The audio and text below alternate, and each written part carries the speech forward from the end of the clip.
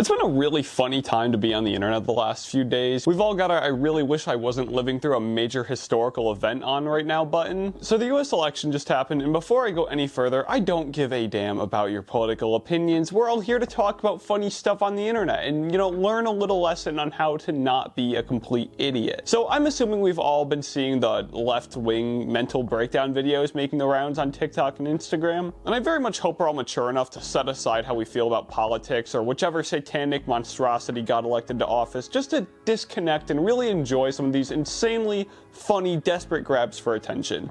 We're gonna look at a few of the funniest ones I've been able to find. Hopefully you haven't seen too many of these yet. I know they've been making the rounds, but I tried pretty hard to dig up some less viewed ones. Afterwards, I'm gonna preach at you about the dangers of crying like a little bitch on the internet. Hopefully we'll all walk away having a little laugh and have some insight on how to use the boundless potential of the internet a little bit better. One last thing, my goal here is not to be political. My party is the birthday party, and I simply just exist for the silliness. Alright, let's get into it.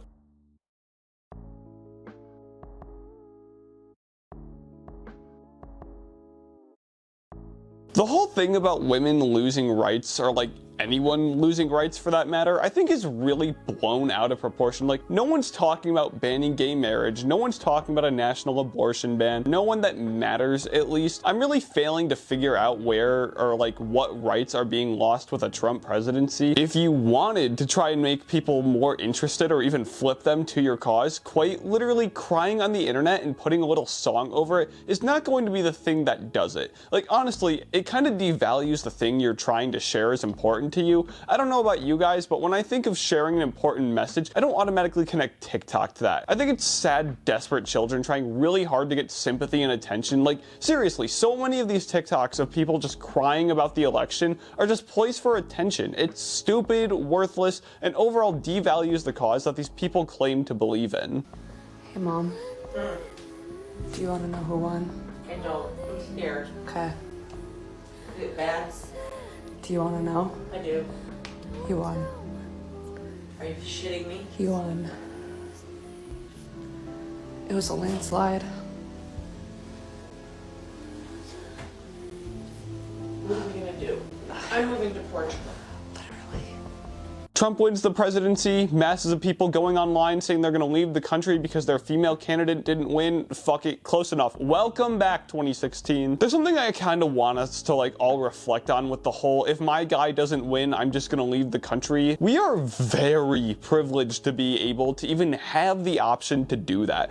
Seriously, imagine being in some Middle Eastern country and wanting to leave because someone you don't like takes over. You don't have that option over there. Honestly, one of the things I really like about Biden is that he's finishing his campaign the same way he started it. When Trump was having a little hissy fit about not winning the 2020 election, he said to everyone, we're supposed to love our country even when we don't like who's in charge. 4 years later, he's saying the same thing to the people that got him in office in the first place. It's a really good mindset to have. You don't gotta be happy about who won the election, but wanting to leave, let's be real here, the best country in the world, because you don't like Orange Man is kinda crazy. Your way of life is almost guaranteed to be the safest and most protected out of anywhere in the world in America. It's not perfect, but there's a reason the great American experiment hasn't failed yet. God, it really pisses me off when people don't understand how good we have it here over just stupid politics. All right, next clip.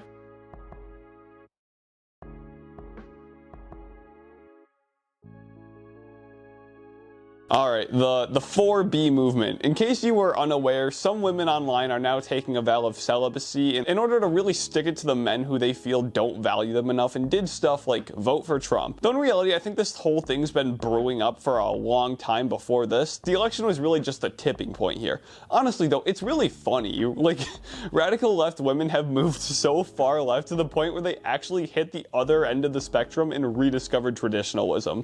Seriously, not sleeping with terrible men, only wanting a partner who values you and wants to support you and just won't just use your body? That's pretty based, honestly. Congrats to the 4B women taking the scenic route to traditionalism. It's funny, it's like Catholicism, but instead of shutting their legs because they love Jesus, they're doing it because they hate Trump. I think the unintended consequences of 4B are going to be an overall net positive on society. Absolutely love how hoflation's been shut down so quickly. I mean, the way it happened certainly wasn't on my bingo board, but hey, I'll take whatever whatever I can get. It's not hard to understand why all these clips have been making the rounds. They're hilarious. You don't need to be a Republican or a Trump supporter to find these funny. Like, you can be the biggest Kamala supporter and think these are hilarious, because they are. But what makes them funny is the same thing that makes posting videos like this extremely dangerous. I mean, obviously there's stuff like digital footprint. It's already hard enough to find a job, so you probably don't want to show a future employer that you're like totally cool with having a mental breakdown on TikTok for the whole world to see at that. But even above that, you're putting yourself at risk of targeted harassment, doxing, or even being turned into political propaganda by the other side. Like, seriously, I've seen so many right-wing groups compiling these and like literally making top 10 election result freakout videos. I hope I did a good enough job here at trying to be nonpartisan. Like, really, with this election, I could not have cared less who won. Trump winning means my gas bill goes down a bit. Harris winning would have meant I would have been eligible for a small business grant she was planning to do. But really, if there's one party that I can fully get behind, it would be the Diddy Party, an independent party with the sole mission of freeing Sean Combs. That's right, we are going to end wokeness and bring back freakiness. So next election, let's not play any games and address America's problems that really matter. Remember to cast your next vote for the Diddy Party.